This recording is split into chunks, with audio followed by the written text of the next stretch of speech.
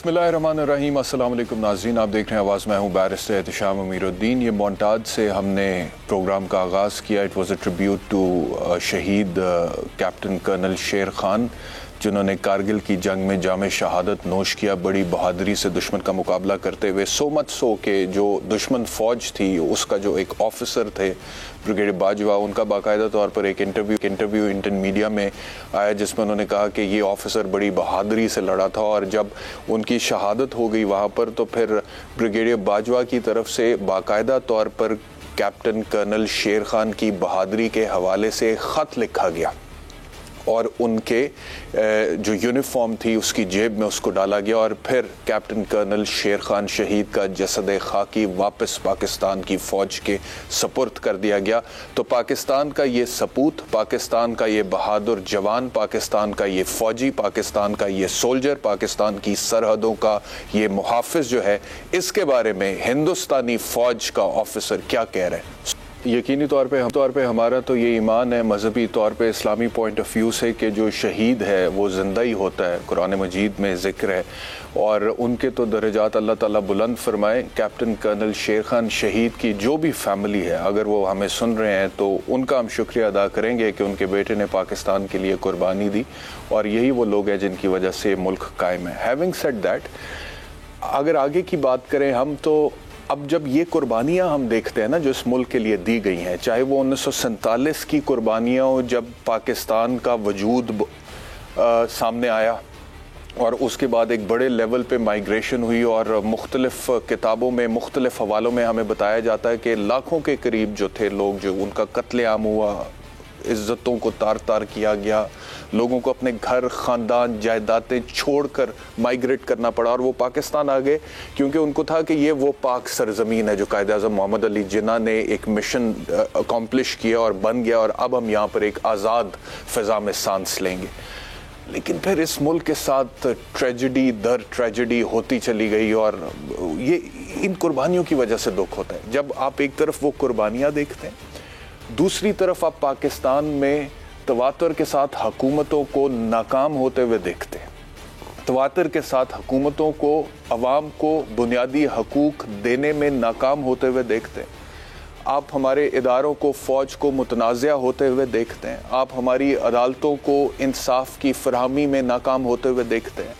वो तमाम मकासद जिन मकासद के हसूल की खातिर एक अलहदा मुल्क बर्रे सगीर के मुसलमानान ने उस वक्त बनाया था और अपनी जान, माल, इज़्ज़त की कुर्बानी दी थी और अपने लहू से इस वतन के नक्शे की लकीर खींची थी, जब वो तमाम मकासद आप तार तार होते हुए देखते हैं तो फिर आपका दिल भी तार तार होता है, फिर आपको तकलीफ़ होती है, फिर आपको दुख होता है। तो यही वो चीज़ें हैं जिसके लिए जो है हमने फ़ाइट करना है, हमने आगे चलना है। लेकिन मसला यहाँ पर यह है कि हर किसी की अपनी एक 1.5 ईंट की मस्जिद है। Let me be very honest, हर किसी की अपनी एक 1.5 ईंट की मस्जिद है, हर किसी का अपना एक ख़ास मौक़िफ़ है और वो उससे टस से मस होने के लिए तैयार नहीं है।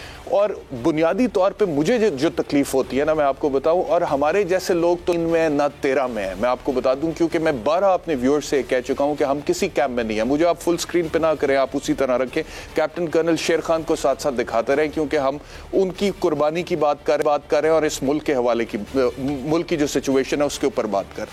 तो मैं ये कह रहा था कि हमारे जैसे लोग, मेरे जैसे लोग, ना 3 में ना 13 में, ना मैं पीटीआई के कैंप में हूँ, ना मैं पाकिस्तान मुस्लिम लीग नवाज के कैंप में हूँ, ना ही मैं इस्टेब्लिशमेंट के कैंप में हूँ। मैं पाकिस्तान के 22 करोड़ अवाम के कैंप में हूँ, जहाँ पर जिस इशू पर मुझे जो ठीक लगता है मैं उसे ठीक कहता हूँ। मैं इशू टू इशू चलता हूँ, मैं अपनी वफादारी बेच नहीं बैठा हूँ। मैं ऐसे नहीं है कि पाकिस्तान तहरीक इंसाफ सफ़ेद करे स्याह करे मैं कहूँ कि यही ठीक है और पाकिस्तान मुस्लिम लीग नवाज सफ़ेद करे स्याह करे मैं करूँ यही ठीक है। जहाँ पे मुझे और इस्टेब्लिशमेंट अगर मुतनाज़ा कोई ऐसी मामलात सामने आते हैं तो उन पर भी हमने तनकीद किया। सियासत में मुदाखलत के हवाले से बात होती है तो उन पर भी हमने तनकीद किया, आगे भी करेंगे।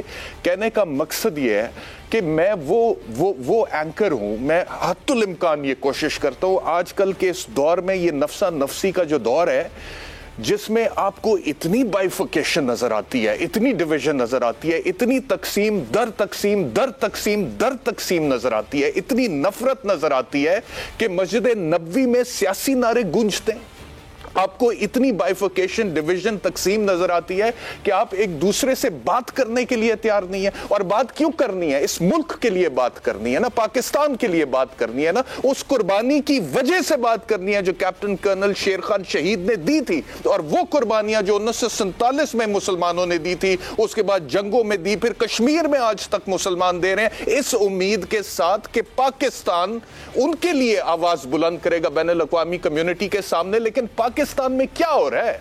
पाकिस्तान के स्टेक होल्डर्स क्या कर रहे हैं? हर किसी की अपनी 1.5 इंच की मस्जिद है जिससे वो बाहर निकलने के लिए तैयार नहीं है।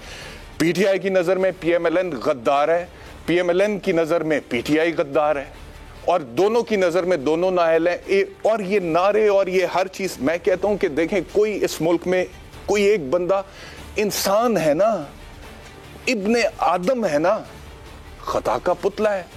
कोई एक बंदा मुझे इंसान बता दे पैगंबरों की जात को निकाल कर जिसके हवाले से आप कह सकते हो कि ये खता से पाक है। कोई खता से पाक नहीं है। लेकिन हमारे यहाँ पे ऐसी रविश चली है कि जौन सी सियासी जमात है वो अपनी लीडरशिप में उसे कोई ऐब नजर ही नहीं आता।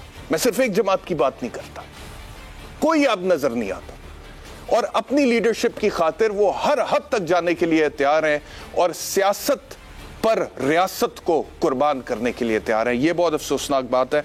बहरहाल जो आजकल आज की स्टोरीज है उसकी तरफ आते हैं। इमरान खान साहब एक ही बात जो कहते हैं, जिस पर मेरा उनसे बड़ा शदीद इख्तलाफ है, कंस्पिरेसी मुझे कोई प्रॉब्लम नहीं है, अमेरिका को बुरा भला कहें, और टैग करते हैं सारों को कि जी देखें जो कहता है कि कंस्पिरेसी नहीं हुई है, अमेरिका ने साजिश नहीं की है, पीटीआई वाले टैग करते हैं ना, वो अमेरिका के गुलाम है।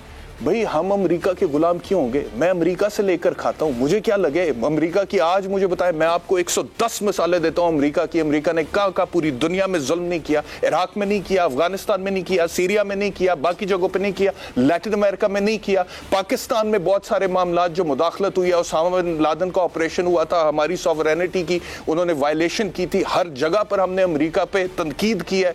स्टूडेंट लाइफ से मैं एंटी अमेरिकन जो मामला थे उनको हाईलाइट करता रहूं, लेकिन जब मुझे एक साजिश नजर ही नहीं आएगी और मुझे लगेगा कि मेरी कौमी सलामती की तौहीन हो रही है ये कह के कि डोनाल्ड लू एक under secretary of state level को ऑफिसर ने चाहा कि रजीम चेंज हो जाए पाकिस्तान में, तो रजीम चेंज हो गया, तो मुझे ये बात नहीं समझ आती ना। मैं उससे फिर इख्तलाफ करूंगा ना, और अगर अब मैं इख्तलाफ करूंगा तो पीटीआई की नजर में मैं गद्दार हो सकता हूं, इमरान खान साहब की नजर में या पीटीआई के रहनुमाओं की नजर में मैं अमेरिका का गुलाम हो सकता हूं। बट द फैक्ट इज कि मैं किसी के बाप से लेकर नहीं खाता, मैं हक हलाल की रोजी खाता हूं और मैं अपने बच्चों को हक हलाल की रोजी खिलाता हूं, और जो मुझे ठीक लगेगा मैं वही कहूंगा, चाहे वो इमरान खान साहब के हक में जाता है, चाहे वो नवाज शरीफ साहब के हक में जाता है, चाहे वो एस्टेब्लिशमेंट के हक में जाता है। बहरहाल इमरान खान साहब क्या कह रहे हैं?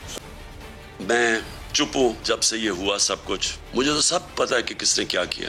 मैं सिर्फ और सिर्फ अपनी कौम के लिए कि मैं चाहता हूं मेरे मुल्क को नुकसान ना पहुंचे, मैं चुप करके बैठा हूं। मैं कोई बात नहीं करता क्योंकि मुझे पता है किस तरह ये सारी साजिश हुई थी और कौन कौन मुलव्वस है। मैंने एक टेप भी एक वीडियो बनाई हुई है, महफूज जगह पे रखी है कि अगर मुझे कुछ होता है तो वो भी पब्लिक को पता चलेगा इस मुल्क से जो इतनी बड़ी गद्दारी की है वो किस किस ने की है। अब इसका जवाब मरियम नवाज की तरफ से क्या है ये भी सुन लीजिए। हमें कहता था कि ये अमेरिका के गुलाम हैं। 4 साल तक जब इसकी हुकूमत थी तो कोई गैर मुल्की साजिश नहीं थी, पाकिस्तान आजाद था, और जब इसकी कुर्सी गई तो अचानक पाकिस्तान गुलाम हो गया।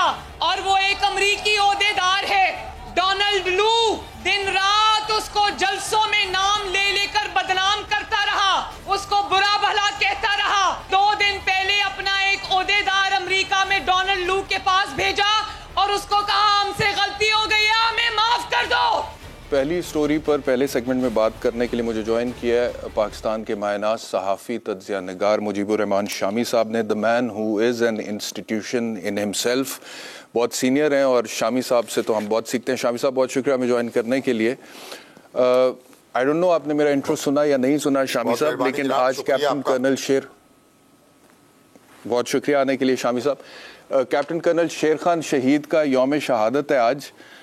मैंने तो वैसे अभी तक मीडिया पे किसी प्रोग्राम में नहीं देखा कि उस हवाले से जिक्र हुआ, लेकिन मैं बात ये कर रहा था कि जब हम इन शहादतों को, इन कुर्बानियों को देखते हैं और उसके बाद फिर मुल्क की हालत देखते हैं जिसमें गुर्बत, भूख, अफलास, नंग और वो तमाम वादे जिन वादों के लिए मुल्क बना था, हमें पूरे होते हुए नहीं नज़र आते हैं तो फिर ज़्यादा तकलीफ़ होती है। और अभी सूरत हाल जो है शामी साहब, जिस तरह से ये सियासत में तकसीम और नफ़रत है और जो साजिशी बयानिए और कौमी सलामती से जिस तरह से खेला गया है, आपको लगता है कि ये जो अब इसकी वजह से नुकसान हुआ है ये जल्द पुर हो जाएगा, ठीक हो जाएंगे मामलात, या अभी मज़ीद नुकसान होगा? एहतशाम साहब, बहुत शुक्रिया आपका। हम तो माशाल्लाह आप तो हमारे एक तरह से रहनुमा हैं, हम तो आपसे बहुत कुछ सीखते हैं। जो इकबाल ने कहा है ना, जवानों को पीरों का उस्ताद कर, तो माशाल्लाह देखिए जो कुछ गुफ्तगू आपने की है और जो सवाल उठाया है वो बहुत अहम है। इस वक्त जो तकसीम हमारे माशरे में कर दी गई है और उसको ख़त्म होने नहीं दिया जा रहा, हमारे जो लीडर हैं किस तरीके से एक दूसरे को मुखातिब होते हैं, किस तरह एक दूसरे का नाम लेते हैं, किस तरह एक दूसरे पर कीचड़ उछालते हैं, एक दूसरे को गद्दार कहते हैं। कोई फितना कहता है, कोई गद्दार कहता, कोई चोर कहता है, कोई डाकू कहता है। आप मुझे बताएं, ये पाकिस्तान क्या हमने इसके लिए हासिल किया था? अभी आप शहीदों की बात कर रहे थे जो अपनी जान की कुर्बानी देकर, अपनी खून की दीवार खड़ी करके जिन्होंने हमारी हिफाजत की है। क्या इसलिए की है कि हम यहाँ उस तरह बरसरे पैकार हो जाएं जैसे एक दुश्मन मुल्क की फ़ौजें चढ़ जाती हैं एक दूसरे पर? अब देखें पाकिस्तान में क्या हुआ है, जब भी ये इस तरह की तकसीम हुई है, खैर अब तो बहुत गहरी हो गई है और बहुत फैल गई है, लेकिन इससे मिलती जुलती हमने देखा नहीं 1970 में क्या हुआ।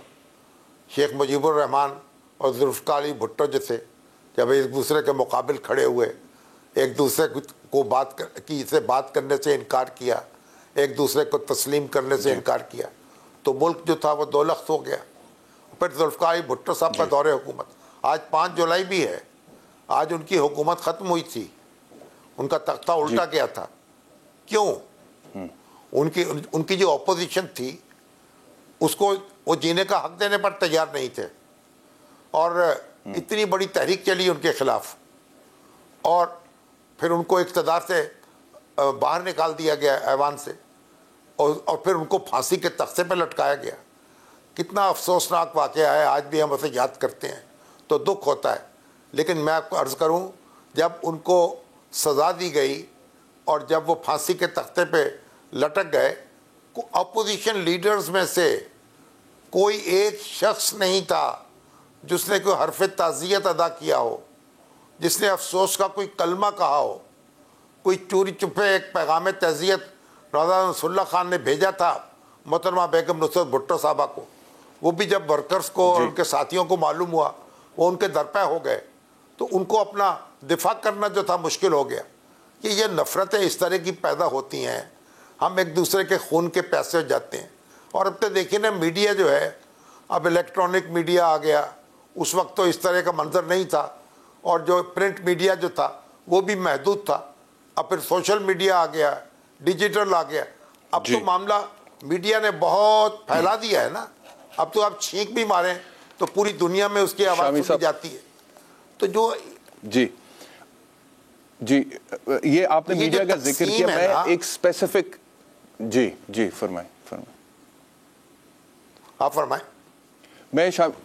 मैं आपसे सवाल ये पूछना चाह रहा था कि आपकी सहाफ़त जो है वो दहाइयों पर फैली हुई है, ये चंद सालों की बात तो है नहीं, और आपने बहुत सारी हुकूमतें और अदवार आते जाते हुए देखे हैं और सहाफ़त आप करते रहें। मैं आज जब इस फील्ड में यहाँ पर बैठकर एंकरिंग करता हूँ, मुझे एक चीज़ जो बहुत अजीब लगती है और जिसकी मुझे समझ नहीं आती और जिसकी वजह से मुझे बड़ी तकलीफ़ होती है शामी साहब, वो ये है कि सियासी जमातें तो शुरू से ही 90 की दहाई भी याद है हमें, कि जिसमें पाकिस्तान मुस्लिम लीग, नवाज़ और पीपल्स पार्टी एक दूसरे के ख़िलाफ़ लीडरान तकरीरें करते थे और कीचड़ भी उछाला जाता था और कैरेक्टर असैसिनेशन भी होती थी।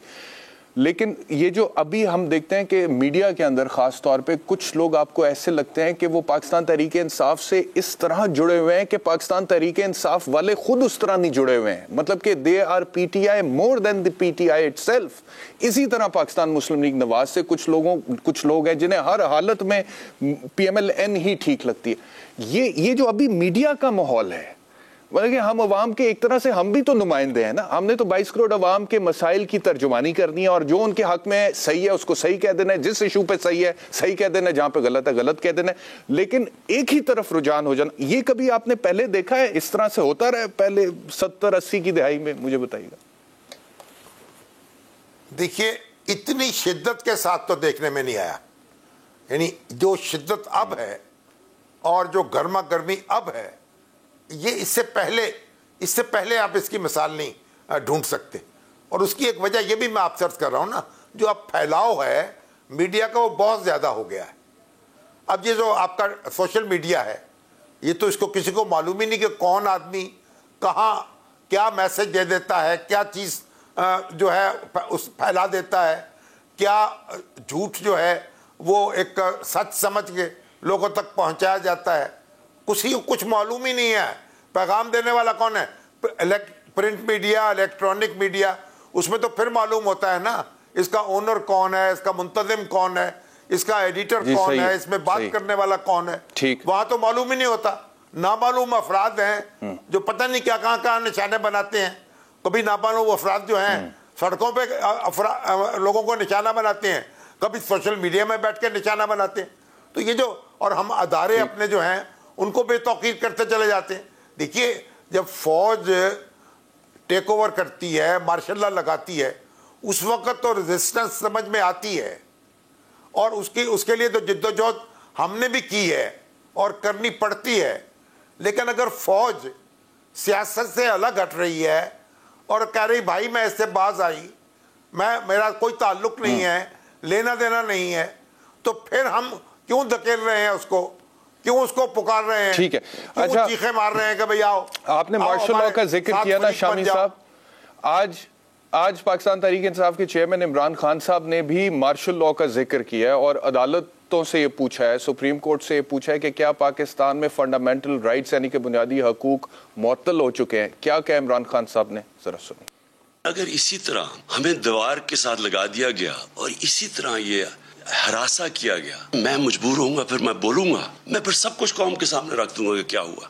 एक तो ये कह रहे हैं कि अगर हमें दीवार से लगा दिया गया तो फिर मैं सब कुछ बता दूंगा, ये किस तरफ इशारा है इस पर भी बात करते हैं, लेकिन इमरान खान साहब ऑन सोशल मीडिया के हवाले से बात करते हुए क्या कह रहे हैं, ये भी सुने सर। टीवी चैनल होती थी पाकिस्तान PTV, तो उस वक्त बड़ा आसान होता था इंफॉर्मेशन को रोकने के लिए। दुनिया बदल चुकी है, ये चाहें भी तो अब इसको रोक नहीं सकते इंफॉर्मेशन। ये सोशल मीडिया का जमाना है। अगर आप सहाफियों को डरा के, धमका के, FIRs करके या लिफाफे दे के अगर आप उनका मुंह बंद भी कर लेंगे, सोशल मीडिया का मुंह कैसे बंद करेंगे? ये कोशिशें की जा रही हैं, ये एक मुल्क को एनार्की की तरफ लेके जा रही हैं। खौफ के जरिए हमें डरा धमका के ये तस्लीम करवा रहे हैं। हमने सब ने इसके खिलाफ खड़ा होना है।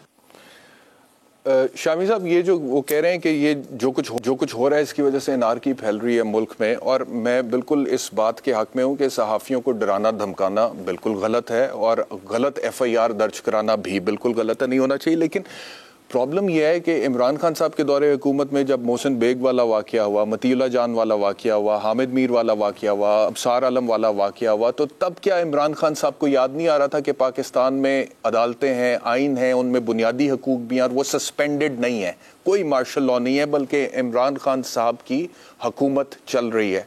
तो उस टाइम पे जब हुकूमत में होते हैं तो स्टैंडर्ड्स और हैं, ऑपोजिशन में आते हैं तो स्टैंडर्ड्स और हैं। ये कॉन्ट्रडिक्शन क्यों है? एहतशाम साहब, यही तो अलमिया है हमारा। वो कौन सी दीवार है जिसके साथ खान साहब लगे हुए हैं? खान साहब तो चौकड़ियाँ भर रहे हैं, पूरे मुल्क में फिर रहे हैं, जहाँ चाहते हैं जलसा करते हैं, जहाँ चाहते हैं प्रेस कॉन्फ्रेंस करते हैं, जहाँ चाहते हैं वीडियो पैगाम जारी करते हैं। वो दीवार कौन सी है जिससे वो लग गए? वो दीवार ना, वो तो उन्होंने लोगों को दीवार से लगा रखा है। बल्कि आप देखिए उनका जो दौरे हुकूमत है उसमें लोगों पे हमले हुए हैं, उनको वो कत्ल होते होते बचे हैं और कोई किसी एक शख्स को गिरफ्तार किया गया, उसकी निशानदेही हुई, उसको पकड़ा गया और फिर जो मीडिया जो है उसके खिलाफ एक मुसलसल कैंपेन चलाई गई और किस तरह के मंसूबे बनाए गए और किस तरह की अथॉरिटीज़ कायम की जा रही थी और मीडिया को नुकेल डालने की कितनी तैयारी थी। पूरे हमारी सारी ऑर्गेनाइजेशन इकट्ठी हुई, उन्होंने एहतजाज किया, जी। उन्होंने कहा हम इस तरह की अथॉरिटीज कायम नहीं करने देंगे जो कि हमारे हुकूक को तलब कर लें। तो उस वक्त और बात की जा रही थी, आज और बात की जा रही है। यकीनन लोगों को हक हासिल है, अपनी बात करें, अपनी आवाज़ बुलंद करें, लेकिन ये तो बताएं ना कि कौन, यानी आप कौन सी बात ऐसी है जो वो नहीं कही जा रही, कौन सी बात ऐसी है जो छप नहीं रही, नशर नहीं हो रही। और खान साहब खुद कह रहे हैं कि इंफॉर्मेशन रोकी नहीं जा सकती। जब इंफॉर्मेशन रोकी नहीं जा सकती तो फिर करना क्या, बात क्या करनी है उन्हें, और वो करनी है तो करें। निशाना ये छुपा के क्यों रखा हुआ है? फिर उन्होंने अपने जो अपने उनके मटेरियल है उसको ले आए मंजर आम पर, हमें भी मालूम हो क्या कहना चाहते हैं, किसको कहना चाहते हैं, क्या नुकसान हो जाएगा। नुकसान हो जाएगा देखी जाएगी, सही है। एक दफा भुगत लेंगे। शामी साहब, एक तो तरफ हर रोज नुकसान करते हैं, हर रोज।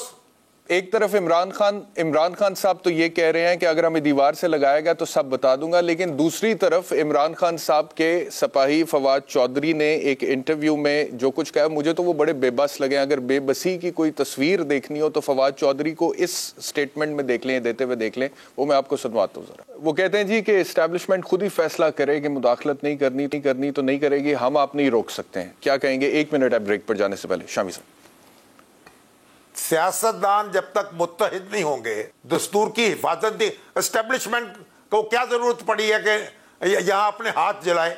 और अभी तो देखें, अभी तो कोई ऐसा इश्यू नहीं है। खान साहब तो रोज कहते हैं न्यूट्रल्स आओ, इक़्तिदार बचाओ। मेरा इक़्तिदार क्यों नहीं बचाया?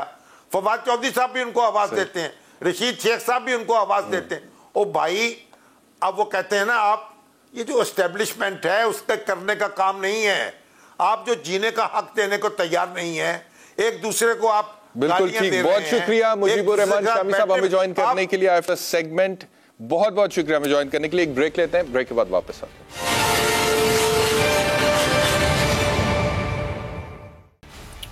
वेलकम बैक टू आवाज़। एक तो मैं आपको फवाद चौधरी का शॉर्ट सुनवा रहा था जिसमें वो कह रहे थे कि जी इस्टेब्लिशमेंट ने खुद ही फैसला करना है कि इस्टेब्लिशमेंट ने क्या करना है आगे जाके और उनका क्या रोल होगा। दूसरा एक सवाल जब उनसे पूछा गया रज़ा रब्बानी साहब की स्टेटमेंट के हवाले से, जिसमें रज़ा रब्बानी ने कहा, जी एक स्टेटमेंट उन्होंने हाल ही में दिया कि आज पार्लियामेंट और सूबाई असम्बलियाँ आइन में दी गई अपनी आज़ादी से दस्तबरदार हो गई हैं, आला अदलिया ऐवानों की दाखिली कार्रवाइयों के लिए हदायत जारी करती हैं।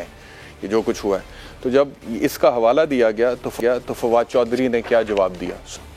मुझे ज्वाइन किया सीनियर तज्जिया निगार सहाफ़ी मियाँ सैफुर रहमान साहब ने। मियाँ साहब बहुत शुक्रिया हमें ज्वाइन करने के लिए। बड़ी इनायत आप। मियाँ साहब, ये फवाद चौधरी साहब ने ये जो शेर पढ़ा है रज़ा रब्बानी की स्टेटमेंट पे, पशेमा होना, वो इस बात पे पढ़ा है उन्होंने शेर के, वो कहते हैं जी कि रज़ा रब्बानी साहब ने कहा ना कि पार्लियामेंट अपनी आज़ादी जो आइन में दी गई थी वो खुद ही सरेंडर कर रही है।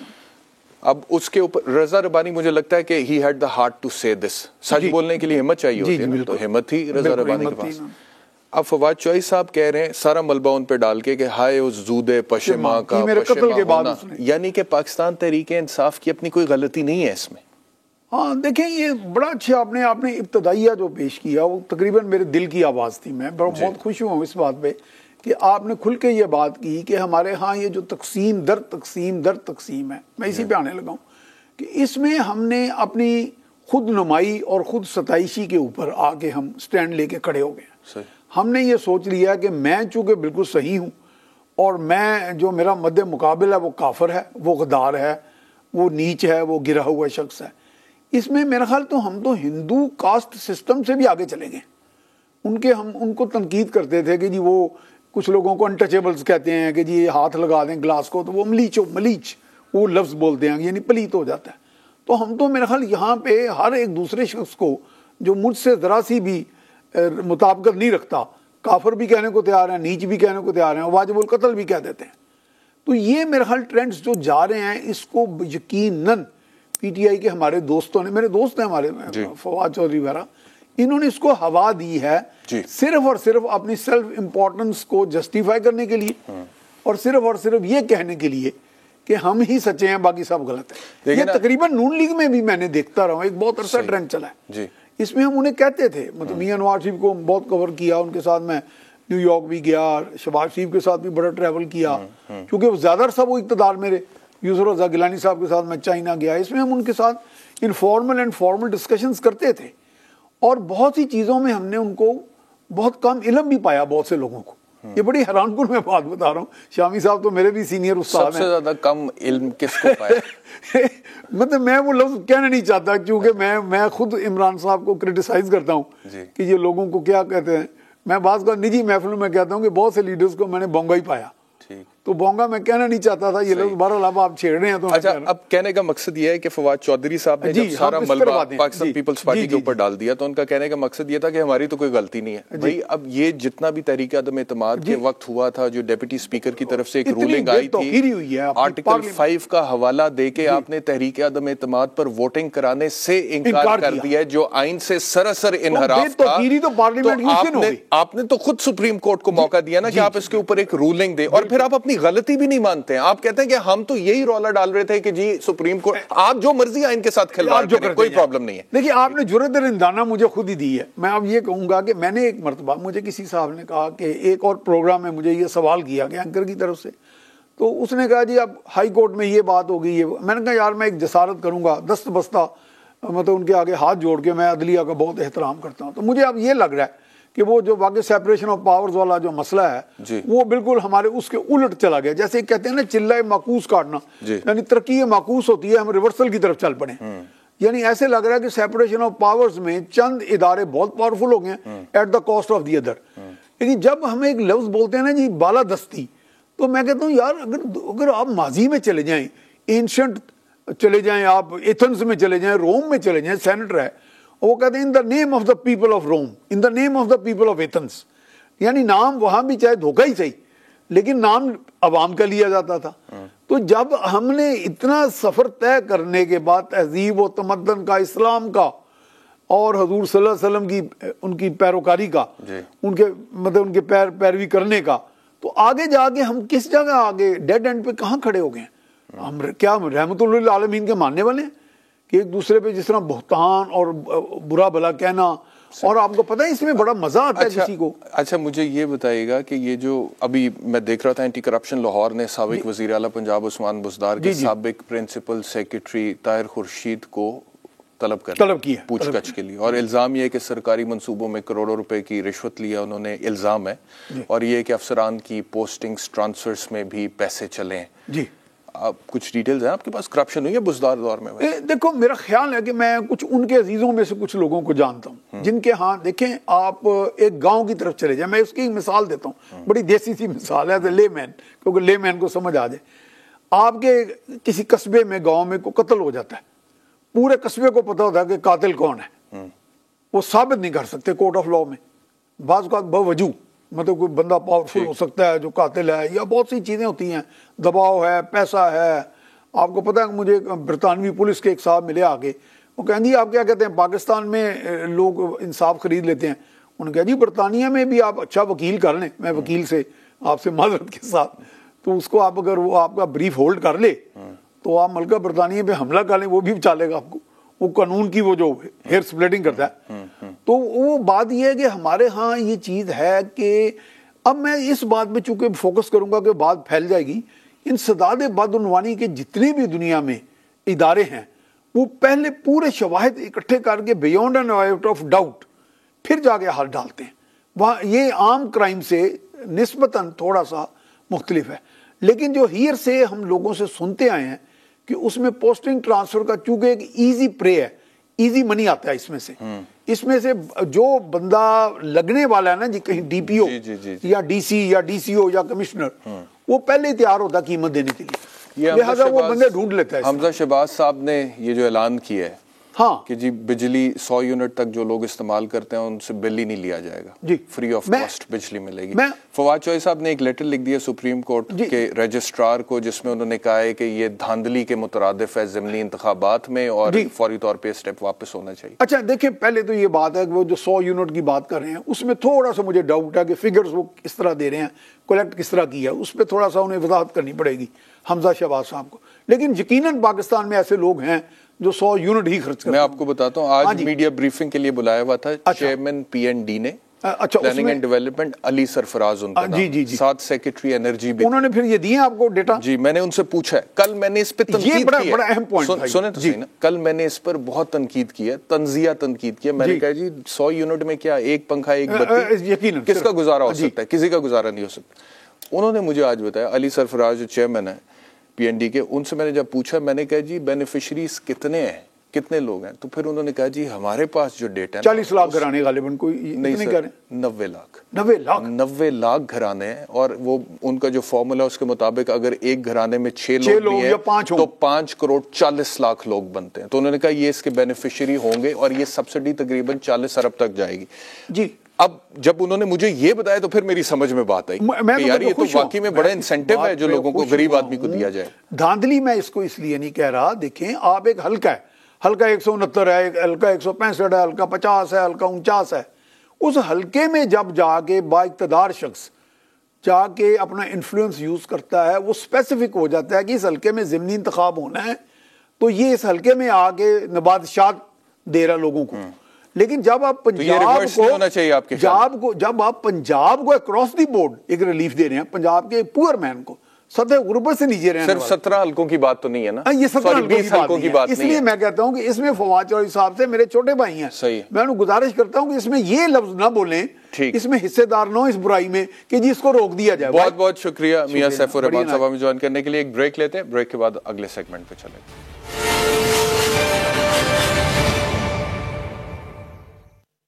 वेलकम बैक टू आवाज़। हमजा शहबाज ने ये जो ऐलान किया है, इसके हवाले से मैं थोड़ी देर पहले आपको बता रहा था कि फवाद चौधरी ने सुप्रीम कोर्ट के रजिस्ट्रार को एक ख़त लिखा है और कहा है कि ये इलेक्शंस में धांधली के मुतरादिफ है। हमजा शहबाज का ऐलान सुनने ज़रा। पंजाब हुकूमत जो है अरबों रुपए की सब्सिडी से 100 यूनिट इस्तेमाल करने वालों को मुफ्त बिजली फराहम करने जा रही है। आज के बाद घरेलू सार्फिन को बिजली का बोझ उठाने की फिक्र जो है उससे आज़ाद हो जाना चाहिए। तो एक तो मेरा एतराज़ इसके ऊपर ये था, जो कल मैंने इस पर तंजिया ये कहा था कि 100 यूनिट में एक पंखा एक बत्ती, इसके अलावा कुछ भी नहीं चलता, तो आप क्या एक्चुअल में रिलीफ दे रहे हैं? तो आज मैंने जैसा कि कहा कि हमें बाकायदा तौर पे मीडिया को इनवाइट किया गया, एक ब्रीफिंग दी गई, चेयरमैन पीएनडी अली सरफराज और सेक्रेटरी एनर्जी वहाँ पर मौजूद थे और उन्होंने हमें बताया जी कि पंजाब में 90 लाख घराने ऐसे हैं जो 100 यूनिट या 100 यूनिट से कम बिजली का इस्तेमाल माहाना करते हैं और ये सब्सिडी टारगेटेड है। ये वो आटे की तरह की सब्सिडी नहीं है कि अपर मिडिल क्लास या अपर क्लास या वर्किंग क्लास में से कोई भी जाके, अमीर गरीब आदमी जाके आटे का थैला सब्सिडाइज रेट पर उठा ले। ये टारगेटेड सब्सिडी है जो सिर्फ गरीब आदमी को मिलेगी। तो इस हवाले से अगर देखा जाए, और फिर वो अगर कहते हैं कि 6 में ज़रब दे लें तो 5.5 करोड़ के करीब लोग बनते हैं जिनको इससे इस्तेफादा होगा। तो इसको सामने रखते हुए मुझे लगता है कि फवाद चौधरी का ये एतराज़ कि 20 हल्कों में ज़िमनी इंतखाबात हैं, लिहाजा उनकी सीटें कहीं रह ना जाएं और एक तरफ पंजाब के 5 करोड़ 40 लाख लोगों का फ़ायदा, अगर मतलब कि धांधली करनी होती पाकिस्तान मुस्लिम लीग नवाज ने यहाँ पे, तो पर्टिकुलरली उन 20 हल्कों को टारगेट करते ना। 40 अरब की सब्सिडी पूरे पंजाब को तो ना देते, 20 हल्कों के लिए 40 अरब की सब्सिडी पूरे पंजाब को तो ना देते। ये तो बड़ी बेवकूफ़ी किस्म की धांधली होगी अगर ये धांधली है तो इस वजह से सियासत में, जैसे पहले कह रहा था कि सियासत रियासत पे, लोगों के मुफाद पे, उनके वेलफेयर के ऊपर हावी आ जाती है, तो ये गलत है। बहरहाल एक और शॉट है, उसके बाद ज़िशान बर्शन मेरे साथ है। मरीम नवाज साहिबा कह रही हैं कि 100 यूनिट जो है इसमें फ्रिज भी चल जाएगा। आपको सुन लें सर। गरीब का पंखा भी चलेगा, लाइट भी जलेगी और मैंने सुना है फ्रिज भी चलेगा, लेकिन महीने का बिल नहीं आएगा इंशाअल्लाह ताला। खजाने में पैसे नहीं है, खजाना सारा मनी गाला वाले खा गए, लूट गए। तो मैडम ने गलत सुना है, क्योंकि 100 यूनिट में एक पंखा एक बत्ती जलती है, तो वो मैडम को जारी बात है अंदाज़ा नहीं होगा, क्योंकि मैडम ने ख़ुद तो कभी बिल दिया नहीं होगा और मैडम को ये भी ख्याल नहीं होगा कि कितना बिल आता है, क्योंकि माशाल्लाह साहिब हैसियत है, तो वो फ्रिज नहीं चलता जी। तो सुनी सुनाई बात पे यकीन नहीं करना चाहिए, और अगर आप सुन भी लें, खुद यकीन भी कर लें, तो तस्दीक या तहकीक के बगैर आगे इतने भरे मजमे में नहीं कहनी चाहिए, और ख़ास तौर पे जब वो लाइव टेलीकास्ट हो रहा हो तो इसको ज़रा दुरुस्त कर लें। मतलब कि बड़ी अच्छी बात है, ये 100 यूनिट मुफ्त दे रहे हैं गरीब लोगों को, लेकिन फ्रिज नहीं चलती उसके अंदर। जीशान मर्चेंट साहब ने हमें ज्वाइन किया। जीशान मर्चेंट साहब, बहुत शुक्रिया हमें ज्वाइन करने के लिए।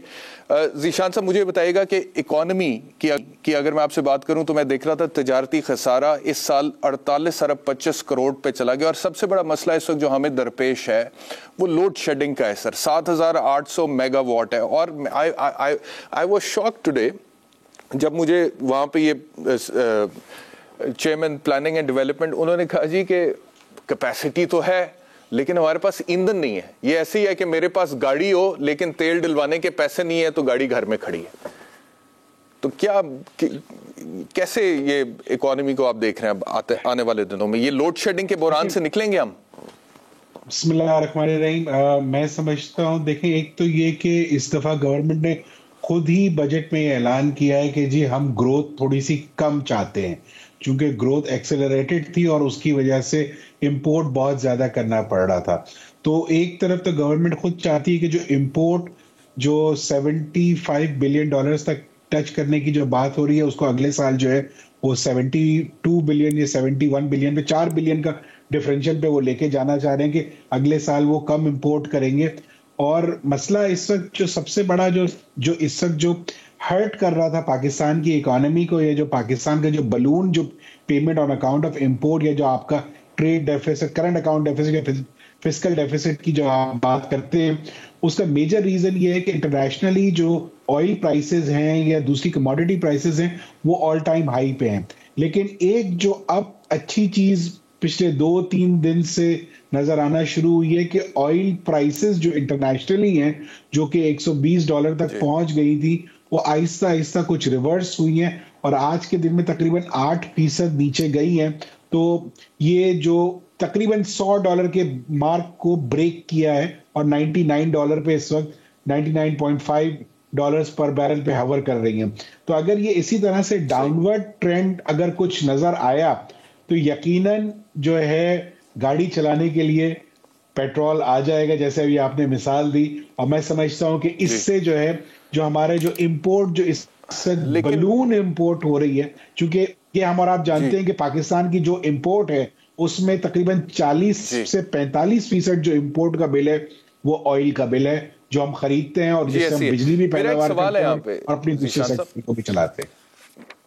मेरा एक सवाल है, ये जो हमने अभी बात किया है कि गाड़ी खड़ी है, पेट्रोल डलवाने के पैसे नहीं है, इस वजह से हमारे यहाँ पे लोड शेडिंग हो रही है ना। आपने कहा कि इस वक्त तेल की कीमतों में कुछ कमी आई है और $99 फी बैरल पे चला गया, और अगर इसी तरह डाउनवर्ड ट्रेंड पे गया तो फिर उम्मीद है कि सस्ता तेल हो जाएगा। तो फिर हम सर, अगर मिसाल है तेल सस्ता नहीं होता, इस वक्त यूक्रेन और रशिया की वॉर चल रही है, जिसके बाद फिर 110 पे भी गया, 120 पे भी तेल चला गया। और आज किसी से मेरी बात हो रही थी और वो ये कह रहे थे कि अगर ये जो जंग है ये तूल पकड़ती है और रशिया जो है वो डिसाइड करता है कि उसने तेल जो है सिर्फ अपनी हद तक सिक्योर करना है और उसके अलावा फिर बाकी मुल्कों को सप्लाई बंद हो जाती है, जंग ज़्यादा ख़राब हो जाती है, बढ़ जाती है, तो ये ऑयल $300 पर बैरल पर भी जा सकता है।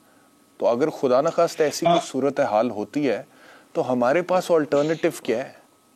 हमारी कुछ तो मैनेजमेंट होनी चाहिए ना। मैं इस चीज से पूरे तौर पे इसलिए एग्री नहीं करता, एग्री टू डिसएग्री वाली बात है, क्योंकि इस वक्त दुनिया जो है कोई रिसेशन मोड में जा रही है, और अगर रिसेशन मोड में चली गई तो दुनिया की एक्टिविटी जैसे जैसे स्लो डाउन होना शुरू होगी तो ये कंजम्पशन जो है ऑयल की वैसे ही कम होना शुरू हो जाएगी। अभी आज कल के अखबार में मैं देख रहा था कि जो पाकिस्तान की month on month oil consumption है वो तकरीबन 8 से 10% नीचे हुई है। तो इसका मकसद ये है कि एक तरफ क्योंकि गरीब आदमी के पास तेल खरीदने के पैसे नहीं है, लाइट की इतना महंगा हो गया कि लोगों के पास पैसे नहीं है।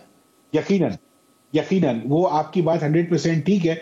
तो जो हमारी एक तरफ कंजम्पशन थोड़ी सी कम हुई है और अब हमको थोड़ा सा बेनिफिट मिलेगा ऑयल प्राइसेस का, लेकिन अगर ये जंग चलती रही, never been beneficial to anybody, यानी वो जो कर रहे होते हैं, जो जीत रहा होता है वो तो उसको तो फायदा हो जाता है, लेकिन अदरवाइज दुनिया को या उससे जो मुंसलिक लोग होते हैं नुकसान होता है। अगर तो ये ऐसे ही जंग चलती रही और रशिया ने अगर ये चीजें करना शुरू की तो मैं समझता हूं कि फिर यकीनन जो आप बात कर रहे हैं कि एक नी जर्क रिएक्शन आ सकता है उसका। लेकिन वो रिपोर्ट जो आप जिसका शायद जिक्र कर रहे हैं वो मैंने थोड़ा सा देखा, और आज एक दो रिपोर्ट्स मैंने और भी देखी। एक और चीज प्लीज बताइएगा, ये जिस वक्त बिजली का शॉर्टफॉल है 7500 मेगावाट के करीब, बुनियादी तौर पे इसकी वजह तो ये है कि हमारे पास ईंधन नहीं है, तेल नहीं है, और कैपेसिटी तो 39,000 मेगावाट के करीब है, तलब तकरीबन 30,000 मेगावाट के करीब है, लेकिन हम 7,500 का शॉर्टफॉल है। उसके बावजूद ये जो तेल सिक्योर करना होता है पावर प्लांट्स चलाने के लिए, ये प्लानिंग जो होती है, कितनी देर पहले तेल सिक्योर किया जाता है? I just want to know who the culprit is. ये पीएमएलएन की गवर्नमेंट ने आके करना था और नहीं किया, या उससे पहले पीटीआई वालों ने करना था और उनकी वजह से हम लोड शेडिंग भुगत रहे हैं, क्योंकि दोनों एक दूसरे पर डालते हैं। देखिए, होता ही है कि एटलीस्ट पाकिस्तान के पास इंपोर्ट होता है वो 15 दिन का रिजर्व तो एटलीस्ट रखना पड़ता है, और रखते हैं, और इससे ज्यादा भी रखा जाता है। लेकिन ऑब्वियसली ये कांस्टेंट प्लानिंग का पार्ट है। इसमें जैसे अगर जो भी डिले करेगा, वो डिसीजन जो देर से लेगा, उसकी वजह से हमें भुगतना पड़ता है। जब एक जमाने में ऑयल जब कोविड चल रहा था तो ऑयल बहुत नीचे था, तो गवर्नमेंट पे ये इल्जाम लगता रहा कि उसने फॉरवर्ड जो है वो कॉन्ट्रैक्ट्स नहीं किए, उस पे ये इल्जाम लगता रहा कि उन्होंने जो है इसको सोचा नहीं, और ये एलएनजी के कॉन्ट्रैक्ट भी फॉरवर्ड नहीं किए। तो ये इल्जाम उन पे भी लगा क्योंकि उन्होंने भी डिसीजन मेकिंग में देर की थी।